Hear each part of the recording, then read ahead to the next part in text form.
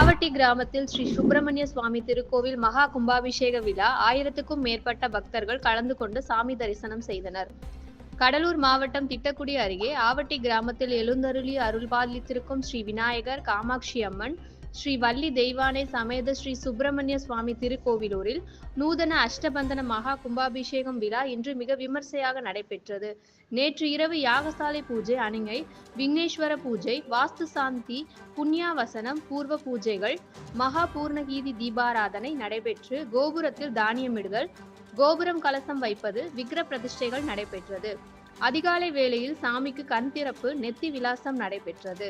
காலையில் 2ஆம் கால பூஜை, சூரிய நமஸ்காரம், கலச பூஜை நடைபெற்று விமானம் மற்றும் மூல சுவாமிகளுக்கு மகா கும்பாபிஷேகம் ஊர் முக்கியஸ்தர்கள் முன்னிலையில் நடைபெற்றது. இதில் சிறப்பு அழைப்பாளராக தொழிலாளர் நல வாரிய உறுப்பினர் KNT சங்கர் கலந்து கொண்டு சாமி தரிசனம் செய்தார். இந்த விழாவில் 1000க்கும் மேற்பட்ட பக்தர்கள் சாமி தரிசனம், அரோகரா அரோகரா என கோஷமிட்டு சாமி தரிசனம் செய்தனர். அனைவருக்கும் அன்னதானம், தண்ணீர், மோர் வழங்கப்பட்டது.